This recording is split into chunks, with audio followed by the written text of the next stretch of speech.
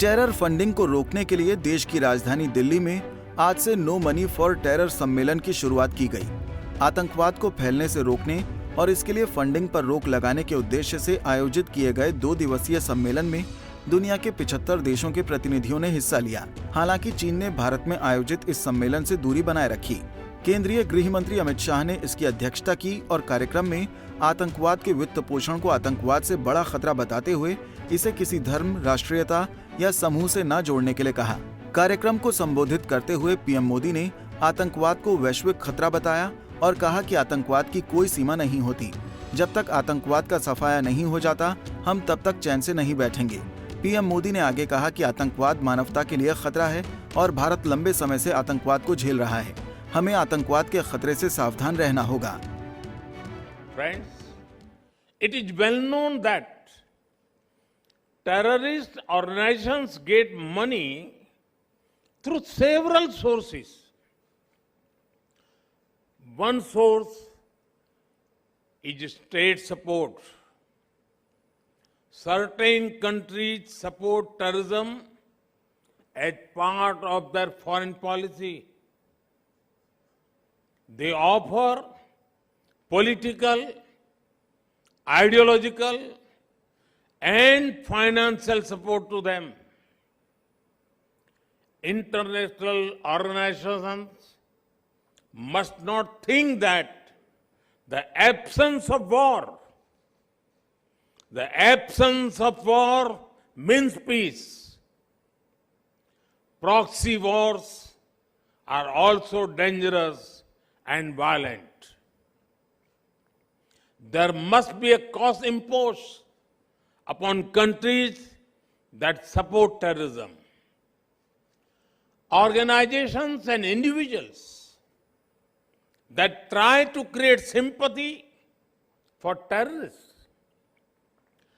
must also be isolated. There can be no ifs and buts entertained in such matters. The world needs to unite against all kinds of overt and covert backing of terror.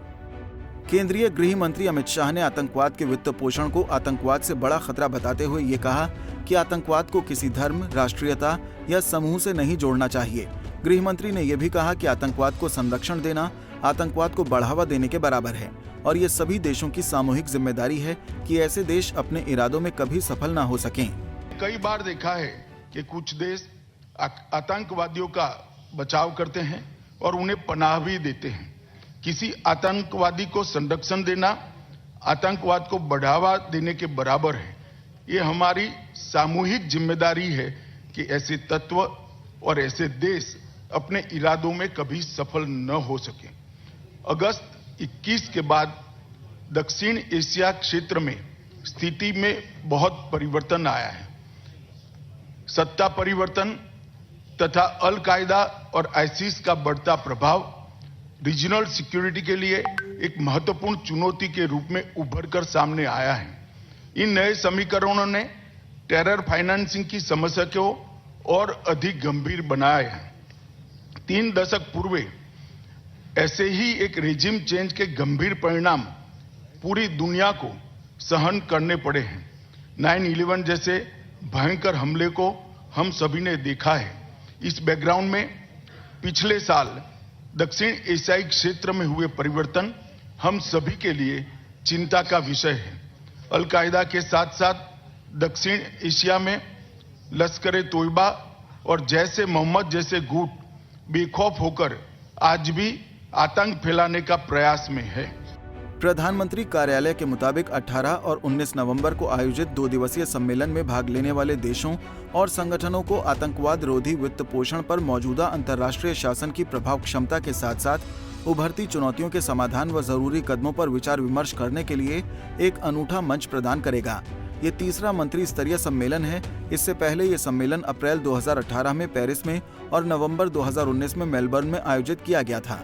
Bureau report, Punjab Kesari TV. हमसे जुड़े रहने के लिए हमारे YouTube channel को subscribe करें और नई वीडियो की नोटिफिकेशन के लिए बेल आइकॉन को दबाएं।